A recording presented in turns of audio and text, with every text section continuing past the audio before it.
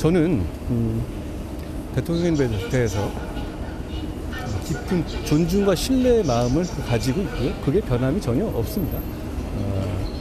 대통령도 그렇고 저도 그렇고 민생을 챙기고 국민과 이 나라를 잘 되게 하겠다는 생각이 갖고 그 여자 명품백 그래도 재난 현장 다녀오셨습니다. 명품백 관련된 것은 사과로 끝날 일이 아니라 이것은 분명히 말씀드리지만 이건 검찰 수사를 해야 될 내용입니다. 근데 이것을 계속 방치하고 있고 마치 사과하면 일이 끝날 것처럼 대통령실과 여당 측이 얘기하는 것은 정말 이거는 말이 안 되는 겁니다. 법을 얼마나 우습게 보면 자기들끼리 합의하면 법 적용을 예외로 한다고 생각합니까? 이런 가방에 대해서는 진정 어린 입장 표명이 필요하다. 왜냐하면 기왕에 이제 모든 사람들이 다 알게 되었지 않습니까? 몰카 공작에 대해서는 그건 그것대로 어떤 조치가 취해질 수 있고 또 그 가방에 대해서는 네. 가방 나름대로 설명이 필요하다는 그런 뜻이죠. 예. 네, 한 주간의 여론 흐름 짚어보겠습니다. 배종찬 인사이트 K 소장, 이강윤 한국사회여론연구소장 나오셨습니다. 두 분 어서 오십시오. 안녕하십니까. 배주사님, 윤석열 네. 대통령 지지율이 갤럽과 NBS에서는 소폭 하락했고 리얼미터에서는 소폭 상승했습니다. 김건희 여사의 명품백 논란이 윤 대통령 지지율에 어느 정도 영향을 미치고 있는 겁니까? 그렇습니다. 조금이지만 하락에 영향을 줬다고 봐야 되겠죠. 그러니까 리얼미터 조사는 주초기 때문에 윤석열 대통령과 한동훈 비대위원장의 충돌이 반영이 안 된 겁니다. 네. 그러니까 MBS 4개 여론조사기관의 조사 그리고 갤럽 조사를 참고를 하시면 될 텐데 소폭 내렸습니다. 그건 다른 이유보다는 바로 이제 중수청, 중도, 수도권, 청년층보다는 지지층에서 조금 빠져나갔다. 그러면 김건희 여사의 명품 또 한동훈 비대위원장과의 충돌이 영향을 줬다고 볼 수 있는데 자 부정평가 이후 그래프 자료를 좀 바로 보여주시죠. 대통령 부정평가 이후에 세 번째 이후로 김건희 여사 행보가 9%로 올라가 있습니다. 네. 그런데 두 번째가 소통 미흡이거든요. 이 소통 미흡이 한동훈 비대위원장과의 충돌에 따른 소통 미흡입니다. 그래서 10일과 9를 합하면 20%로 김건희 여사도 한동훈 비대위원장 충돌의 원인이 된다고 볼 수 있지 않겠습니까? 네. 그 이유가 대통령 부정평가의 20%를 차지한 결과로 나타났습니다. 이강윤 소장님, 윤 대통령이 김 여사의 명품백 논란에 대해서 직접 입장을 밝힐 것으로 알려졌는데요. 내용 방식 아직 정확히 전해진 바는 없습니다만 만약에 윤 대통령이 이 문제를 언급할 경우에 수면 아래로 들어갈 것으로 보시는지요? 수면 아래로 들어갈 것 같지는 않고요. 네. 물론 언급의 수위나 내용 그리고 만약에 사과 이런 뉘앙스가 좀 더 강해진다면 어느 정도 영향은 충분히 미치리라고 봅니다만 한 번의 언급으로 완전히 없었던 이슈로 사라질 것 같지는 않습니다. 특히 특검법에 대해서 거부권을 행사하고 한동훈 비대위원장 사퇴 압력 파동 전후로 해서 여론 흐름을 보면 이 문제에 대해서 국민들께서는 더 많이 생각하시고 문제가 있다라고 생각하는 비율이 조금이라도 늘고 있거든요. 네. 배 수장님, 엠브레인 퍼블릭 조사에 따르면 윤 대통령의 신전 기자회견이 필요하다는 응답이 63%로 나왔는데요. 네. 신년 기자회견 시 지지율 반전 줄 수 있을까요? 기자회견을 하는 것만으로는 반전이 안 될 겁니다. 네. 왜냐하면 그건 당연히 해야지. 그러니까 신년 기자회견이 필요하다는 응답이 63%를 기록했다는 이유는 뭐냐면 이번 한국갤럽의 부정평가 이유가 63%입니다. 네. 그러니까 소통은 지극히 당연한 것이거든요. 그러니까 형식상으로 신년 기자회견은 해야 돼요. 하지만 더 중요한 건 내용입니다. 이 내용이 어떻게 되느냐에 따라서 윤석열 대통령 지지율에 반전이 이루어질 수 있겠죠. 그러니까 김건희 여사의 명품백과 관련돼서 여론이 원하는 답이 나오느냐, 사과가 될지 뭐가 될지는 모르겠습니다만 해명이 될지 여론이 원하는 답이 나오느냐, 또 한동훈 비대위원장과의 충돌에 대해서 앞으로 공천은 대통령이 영향을 줍니까? 아니면 전적으로 한동훈 비대위원장입니까? 이렇게 물어볼 때 윤석열 대통령이 어떤 대답을 하느냐에 대통령 지지율 반전은 달려있다고 봐야죠. 그러니까 기자회견 하는 거 당연한 거고 그렇습니다. 형식과 내용이 중요하다 이런 말씀이시군요. 내용입니다. 네. 정당 지지율은 조사기관마다 다르게 나오고 있습니다. 배종찬 소장님. 예. 하지만 이번 총선 성격을 묻는 대다수의 여론조사에서 정권 견제론이 우세하게 나오고 있는데요. 4월 총선을 예상해 볼 때 예. 어느 지표를 보는 게 더 유리합니까? 자, 정당 지지율을 보십시오. 네. 제가 그래서 분석을 막난 걸 말씀드립니다. 앞으로 이제 총선 구도를 보실 때는 총선 구도 질문보다도 더 중요한 게 정당 지지율입니다. 그러니까 전화 면접 조사를 한 무리로 해서 그룹으로 해서 정당 지지율, 또 자동응답 조사를 한 그룹으로 해서 정당 지지율을 보셔야 돼요. 한동훈 비대위원장이 견인하는 국민의힘, 이재명 대표가 견인하는 민주당 이렇게 보시면 돼요. 이렇게 봐야 되는 이유는 뭐냐면 그동안의 두 가지 지표를 참고로 또 중요하게 봐왔습니다. 하나는 대통령 지지율인데 왜 한동훈 국민의힘 지지율을 봐야 되느냐. 이제는 이 프레임이 윤석열 대통령에서 한동훈 위원장으로 넘어와 버렸습니다. 두 번째, 총선 구도를 볼 때는 정부 견제론, 정권 심판론에 이 비율이 더 높았는데 아니 그거 보지 말고 왜 정당 지지율을 보라는 거야. 민주당 지지율과 계속 차이가 나요. 그래서 네. 총선 구도를 볼 것이 아니라 민주당 지지율을 보면 된다. 정당 지지율을 보시면 됩니다.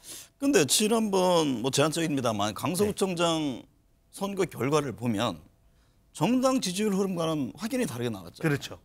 어떻게 설명합니까? 그렇게 봤던 이유는 지난 강서구청장 선거는 어떤 지표가 기준이었냐면 바로 대통령 지지율, 대통령에 대한 경고장이었어요.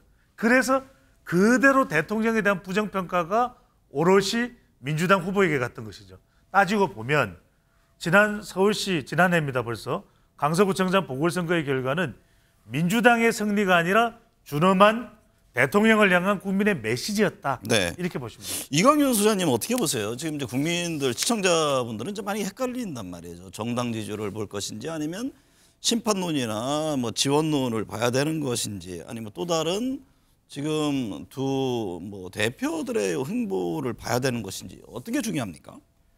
총선은 전반적으로 정당 지지율이 조금 더 영향을 많이 발휘하는 것으로 역대 총선을 비춰보면 그런 경향성을 뽑아낼 수는 있습니다. 이번 총선도 거기에 꼭 그 패턴에 맞으리라고 보기는 조금 변수가 더 많은 것 같고요. 일테면 대통령 영부인 김건희 여사 이런 문제는 역대 총선에서는 한 번도 없었던 사항입니다. 그리고 정권 견제론이 어느 때부터 크다는 것 하나와 무당층의 비율이 굉장히 높게 그리고 장기간 유지되고 있는 게 이번 총선의 특징입니다. 그래서 정권 심판론과 정당 지지율 차이가 어떨 때는 같은 패턴을 보이기도 하고 어떨 때는 조금 괴리를 보이기도 하는데 저는 그때그때 정책 이슈에 따라서 조금씩 탄력적으로 해야 되는 거 아닌가. 네. 미디어 토마토 조사 결과요. 총선 혁신 경쟁도에서 민주당이 국민의힘을 앞서는 것으로 나타났습니다. 이 점은 어떻게 해석을 해야 합니까? 민주당이 조금 더 혁신적이다 이런 조사 결과인데 아마 뜻밖이라고 느끼시는 그러니까요. 분들도 그동안 이제 계실 국민의 것- 움직임이 훨씬 더 분주했잖아요. 네. 새로운 얘기도 특히 한동훈 비대위원장 입을 통해서 많이 나왔었고 그런 점이 있죠. 그래서 보는 각도나 주안점을 어디에 두느냐에 따라서 이 질문에 대한 답은 좀 달라질 수 있다고 보는데요. 일단은 민주당에서 이재명 지도체제에 대해서 견해를 달리하던 분들이 얼마 전에 빠져나왔지 않습니까? 네. 그래서 적어도 당 내에서 극단적인 두 개의 목소리가 한꺼번에 분출되는 것은 좀 줄었다. 그런 점에서는 민주당이 좀 정돈된 모습을 보이고 있다라고 느끼시는 시민들도 아마 계셨을 거예요. 네. 그런데 이제 실질적으로 혁신을 얼마만큼 이루어가고 있느냐라는 것은 공천의 면면을 통해서 드러나게 마련 아니겠습니까? 네. 아직 공천의 본 국면에 들어서진 않았죠. 물론 누구가 컷오프 됐다 이런 건 간간히 나오곤 있습니다만 그래서 실질적인 혁신 그리고 사람을 통한 혁신과 정책이나 주요 이슈, 아젠다를 통해서 발언하고 메시지를 내는 그 혁신은 이제부터 본격적이다. 그런데 국민의힘이 한동훈의 이불을 통해서 좀 새로워 보이는 또는 새롭게 느낄 수 있는 그런 목소리는 비교적 많이 내왔던 것도 사실입니다. 배 소장님, 한동훈 국민의힘 비대위원장 지지율이 윤 대통령과의 갈등 이후 더욱 높아지고 있습니다. 어떤 이유였습니까? 탈피 현상이죠. 네. 그러니까 계속해서 윤석열 대통령의 아바타, 대리인, 용산 출장소 이걸 벗어나지 못했다 그러면은 한동훈 비대위원장이 1월 말을 기점으로 해서 끊겼을 거예요. 네. 그래서 2차 도약을 설 명절 연휴에 준비하는 상황이 됐을 텐데 이 충돌로 인해서 한동훈 위원장이 윤 대통령과는 다른 사람이구나. 뭐 때문에? 김건희 여사 때문에 또 공천 때문에 이런 인식이 시작이 된 거죠. 그게 갤럽 조사에서 나타났는데 지금 한동훈 장관의 비대위원장입니다. 징부 수용에 대해서 MBS 조사 결과도 있고 갤럽 조사를 하나 더 보여주실까요? 52%로 나타났는데 갤럽에서 52% 절반이 넘는다는 것은 일종의 프레임 전환 또는 파워 시프트가 총선 때까지는 일어날 것으로 인식을 한 것을 네. 볼 수가 있는데 한동훈 비대위원장 일종의 외연 확장성이 TK, PK 결집 외에 충청, 서울, 그다음에 강원까지 확장됐고 직업군으로 보면 자영업청, 주부청으로 확대가 되는데 이른바 이 현상이 자이가르닉 현상입니다. 네. 자이가르닉 현상이 뭔가 지지하고 싶은데 미흡한 두 인물 윤석열 대통령, 이재명 대표와 비교되면서 자이가르닉. 한동훈이라는 사람이 불러오는 것이 파급 효과가 앞서 우리 이강훈 소장께서 말씀드린 대로 주목이 되네, 시선이 가네, 눈길이 꽂히네 하는 현상이 발생을 하고 있는 것이죠. 관련한 내용입니다만 이강윤 소장님, 신평 변호사는 궁정푸테타라는 표현을 쓰면서 윤 대통령의 핵심 지지층이 한 비대위원장 쪽으로 옮겨갔다 이런 진단을 하던데요. 이게 맞는 분석입니까? 저는 조금 개인적으로 동의가 잘 안 됩니다. 네. 신평 변호사 얘기가 너무 일도 양단식이고 좀 궁정 사극 드라마 보는 것 같은 느낌도 조금 강했는데 그렇게 며칠 사이에 이렇게 지지층이 확 옮겨가고 진푹진푹 이렇게 크지는 않을 것 같고요.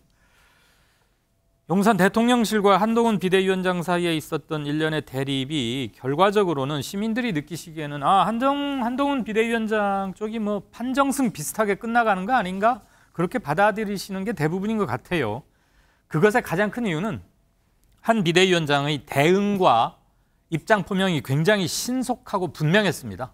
당일날 일요일 아침에 만났다는데 그런데 그날 저녁에 아주 짧게 내가 국민만 바라보고 나섰다고 했다. 나는 내 할 일 하겠다고 그랬고 그 다음날 아침 출근길에 기자들한테 사퇴 요구를 내가 거절했다라고 말함으로써 사퇴 요구가 있었다는 것까지도 공개를 해버리는 거잖아요. 네. 아마 용산에서는 그것 때문에 굉장히 경로했을 수 있고 당황했을 수도 있는데 일련의 과정을 보면 만약에 이런 비슷한 일이 이전에 생겼다면 며칠을 궁색하게 이러니 저러니 뭐가 있는 것 같기도 하고 없는 것 같기도 하고 그런 식으로 조금씩 흘러나온 게 패턴이었는데 그거에 비하면 굉장히 새로웠던 거죠. 그래서 일각에서 있었던 약속 대련 이거는 아주 사태를 제대로 보지 못한 일 같고요. 배 수장님, 공천을 둘러싼 갈등이 본격화하고 있습니다. 민주당 역시 마찬가지인데요. 민주당 지지율 정체되고 있는 모습인데 향후 총선에서 이 공천 문제는 어떤 변수로 작용할까요? 선거와 직접적으로 관련된 변수로는 공천이 가장 크다고 봐야 됩니다. 2월 한 달 동안은 공천만 보시면 됩니다. 공천만 보시면 되는데 그만큼 공천이 이 당도 좌지우지, 선거판도 좌지우지, 유권자도 좌지우지 하게 되는데 먼저 국민의힘 경우에는 지지율에 영향을 미치는데 이 공천이 PK, TK 왜 영남권 공천 때문에 그다음에 서울 시스템 공천 되느냐 못 되느냐 김기영률 비대위원 마포 출마를 가지고서 윤석열 대통령 또는 대통령실 또는 이철규 공천위원 의원과 갈등이 불거졌다라는 보도가 나올 정도이기 때문에 그런 영향을 미칠 수밖에 없고요. 민주당 지지율에는 이 공천이 호남, 그다음에 경기, 인천, 충청에 영향을 줄 수 있다. 네. 그다음에 또 중요한 게 있습니다. 앞서 두 분의 평론가가 출연을 했지만 빅텐트에 대한 질문. 빅텐트도 이 공천 때문에 안 되는 겁니다. 안 될 수 있는 겁니다. 왜냐하면 지금 이 공천을 두 당이 그것도 신당이 합해졌을 때 누구를 기준으로 어떻게 하느냐에 따라서 빅텐트가 되고 말 거거든요. 네. 그러니까 이 공천은 빅텐트가 될지 여부까지도 좌지우지하고 있습니다. 네, 이강윤 소장님, 이낙연 전 대표 등 민주당 내 탈당 의원들의 움직임, 호남 지역에서는 어떤 영향을 줄까요? 아직까지는 수치상으로 호남에서 크게 도드라지게 움직이거나 하는 것은 없고요. 네. 오히려 타 지역에 비해서 호남은 조금 더 미온적인 반응이 아닌가 싶습니다. 그 가장 큰 이유는 호남 지역 유권자들의 가장 큰 정서는 이번 총선을 보는 이번 총선거의 압승을 통해서 2020년 대선에서 정권을 다시 가져와야겠다, 교체하자라는 심리나 열망이 어느 지역보다도 강하고 단단한 것으로 관측이 됩니다. 그렇기 때문에 민주당에서 나가신 분들에 대해서 저 사람들 때문에 호남 이외의 지역에서 표 분산 현상이 생겨서 압승에 지장이 생기는 거 아닐까라는 우려가 좀 더 크니까 아직은 호남 지역에서 큰 정치적 움직임은 좀 없는 것으로 보입니다. 네, 배종찬 수사님, 이재명 대표의 총선 행보를 두고 미디어토마토 여론조사 결과 계양을에 출마해야 한다는 응답이 높았습니다. 인천 계양을 총선 구도는 어떻게 보세요? 원희룡 전 장관도 뭐 출마하겠다 그런 입장을 냈잖아요. 그렇습니다. 사실상 맞대결이 벌어지는 것이고 네. 미니 대선 또 명대첩, 명대첩 이런 이야기가 나옵니다. 이 지지율보다는 계양을 출마 여부에 관련됐던 조사 결과도 보여주시죠. 근데 이 조사에서 우리가 주목해야 되는 것이 29.2%는 또 불출마입니다. 네. 이것도 우리가 눈여겨봐야 되는데 인천 계양에 출마가 그렇다면은 압도적인 것도 아니에요. 여기 더불어민주당 지지층과 중도층까지 합해졌다면 더 압도적이었어야 되는 것이거든요. 그 이야기는 뭐냐 하면 이재명 대표에게 계양을 출마 외에 더 큰 과제가 주어져 있다고 볼 수 있고 전국 선거 지휘 뭐 이런 건가요? 그렇습니다. 바로 그 부분입니다. 그러니까 이재명 대표가 출마가 결정이 되고 선거전에 들어가면 초박빙이 아니더라도 이 지역은 초박빙이라고 이야기가 나올 겁니다. 왜냐하면 지난 지방선거 때 2년 전이죠. 2022년에 6월 1일 지방선거 때 여기에 이제 보궐선거가 있었는데 그때 윤영선 후보와 약 10여 %포인트밖에 차이가 안 났어요. 네. 그러다 보니까 오히려 이 지역의 판세를 물어보기보다는 경기 인천은 어떻게 돼가는 겁니까? 민주당이 압도적으로 성내를 거둘 수 있습니까? 이런 쪽에 더 초점이 맞춰졌는데 만약에 이재명 후보가 15% 이상 후보죠. 15% 이상 원희룡 후보 공천을 받을지 안 받을지는 모릅니다. 받는다면 15% 이상 이기면 몰라도 한 자릿수의 지지율 차이가 난다. 나중에 결과적으로 득표율 차이가 난다. 이겨도 이긴 게 아닌 게 될 수 있습니다. 네. 이강윤 소장님, 네. 갤럽 조사에 따르면 무당층의 36%가 제3지대 총선 승리를 희망한다고 밝혔습니다. 3지대 이번 총선에서 어느 정도 성과를 낼 것으로 보세요? 이번 주 갤럽 조사에서 가장 눈에 띄는 대목이 이 지점 같은데요. 네. 무당층의 36%면 3분의 1이 넘습니다. 3명 중에 1명은 제3지대가 이겼으면 좋겠다는 것이고 전체로 다음 당들 중에서 가장 많은 제1당이 되기를 바라는 데가 어디냐 그랬더니 국힘 민주는 큰 차이가 없이 33, 32 정도였고 제3지대 신당이 1당이 됐으면 좋겠다고 바라는 사람도 24%나 됐어요. 4명 중에 1명 꼴이란 얘기인데 물론 그대로 투표 결과가 나오리라고는 생각하는 사람 거의 없겠지만 저도 물론 그렇게 생각을 하고요.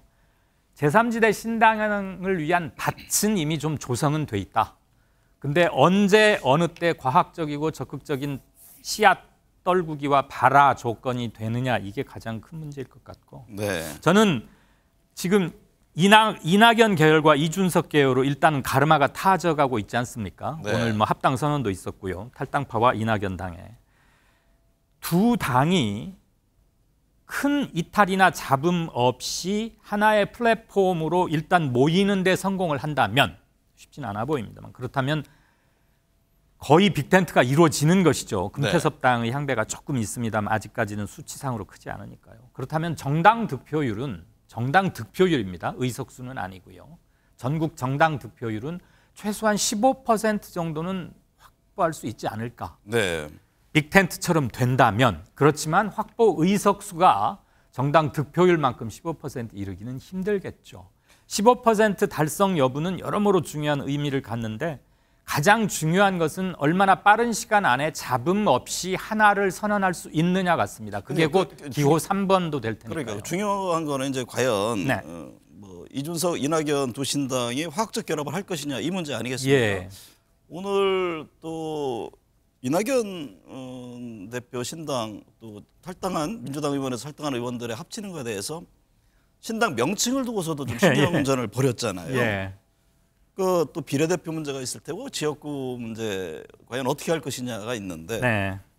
요약한다면 어때요? 그 빅텐트 될 것으로 보세요. 기호 3번으로 단일 투표 형태를 가져가는 것까지 그건 연대 정도가 되겠죠. 상당히 적극적인 연대는 할 수도 있겠다. 그런데 우리가 흔히 생각하는 정통적이고 전통적인 의미의 한 개의 정당, 단일 정당으로는 힘들 가능성도 아직은 높아 네. 보입니다. 배 소장님은 어떻게 보세요? 저는 신당이 가능성은 열려 있습니다. 네. 하지만 제가 거듭 말씀드리면 3분의 1의 법칙, 3분의 1의 법칙은 무당층이 30%라고 하더라도 결국 신당이 가져가는 것은 역대 선거를 보더라도 3분의 1입니다. 네. 겨우 전체의 10% 투표자를 놓고서 다투어야 되는데 빅텐트가 되더라도 제한적인데 빅텐트가 돼서 얻는 게 별로 없다면 그냥 각자 도생하자. 근데 여기에 중요한 게 3P입니다. 3분의 1 법칙에서 중요한 건 철학과 필로소피, 그 다음에 정책, 팔러시, 그 다음에 사람, 피플이 맞아야 되는데 일단 지금 중지대 텐트 외에 빅텐트로 가려면 철학과 사람이 이 교감이 돼야 되거든요. 네. 이게 되기가 매우 어렵습니다. 네. 그래서 2016년에 국민의당이 성공했던 건 상당히 예외적, 지역 기반이 있었고 사람들이 있었고 비례투표를 민주당을 제끼고 2등을 했다는 것. 그렇게 나오기가 매우 힘든 구도이기 때문에 중지대까지는 갔는데 가능성은 열려 있습니다. 여전히 빅텐트. 네. 하지만 매우 어렵다. 이낙연 전 대표 지금 저 대표가 됐습니다만 총선에 출마합니까? 할 가능성이 조금씩 커지는 것 같습니다. 네. 네. 그게 광주일 것인가 수도권일 것인가 가지고는 좀 더 지켜볼 필요가 있는데 결국 자신의 출마 때문에 붐업 효과가 난다면 해야 할 것이고요. 네. 또 하나는 앞으로 신당이 어떤 식으로든 하나의 번호, 하나의 체제를 갖게 된다면 여론조사에서 지금은 아무개당 이렇게 조사가 되고 있잖아요. 이게 하나의 정치적 파티로 조사 대상이 된다면 집결 효과에 따른 파생 효과도 감안할 수 있을 겁니다. 네. 이준석 대표의 출마 문제는 어떻게 보세요? 저는 비례대표가 가능성이 높아 보인다. 네. 네. 소선거구입니다. 그래서 저는 이준석 신당이든 어느 신당이든 지역 기반이 없는 상태에서 어려운 건 뭐냐면 그냥 단순 지역 기반이 없어서가 아니라 우리 선거제도가 소선거구제입니다. 그렇다면 네. 이준석 대표가 적어도 국회의원 배지를 달기 위해서는 비례대표 4번 내지 더 당선 가능성을 높이려면 2번 정도를 순번에 올라가야 되지 않을까라는 분석을 해봅니다. 지금 전략공천에 대해서도 각 당에서 여러 논란이 있잖아요. 전략공천을 바라보는 여론의 움직임은 어떻습니까? 부정적입니다. 부정적인데 지역에 따라서 다릅니다. 저는 국민의힘 기준으로 놓고 보면 그것 때문에 물론 김건희 여사 관련 이슈가 더 크긴 하겠습니다만 충돌을 한 원인인데 수도권은 아예 현역이 없기 때문에 시스템 공천으로 가면 됩니다. 그런데 영남의 시스템 공천으로 하면 중진들이 거의 유지될 가능성이 높습니다. 여기에는 신인들이 또 대통령실에서 차출된 이른바 인재들이 갈 수밖에 없는 것이거든요. 그렇다면 영남은 전략공천, 수도권은 시스템, 이른바 수시영전이 돼야 되겠죠. 네. 이번 한 주는 특히 어떤 점 눈여겨봐야 할까요? 대통령의 김건희 여사 관련 백을 포함해서 이런 것들에 대한 설명, 해명, 발언, 언급, 수위와 내용 정도일 것 같고요. 그다음에 민생이 여전히 큰 이슈로 저는 계속 커질 거라고 봅니다. 그런 것들에 대한 정책적 얘기가 좀 있겠고 각 당에서 어떤 사람들을 추가로 계속 영입하느냐, 잡음, 그다음에 무엇보다도 배현진 의원 테러에서도 봤지만 그런 돌발적인 것들이 또 어디서 언제 네. 날지 발언 네. 이런 게 역시 중요하다고 봅니다. 배 소장님은? 예, 두 가지입니다. 중대재해처벌법 이후에 또 논의를 하고 있는데 과연 2월 1일 전에 해결될지 여부, 또 윤석열 대통령 이태원 특별법 거부권 행사 여부 정도입니다.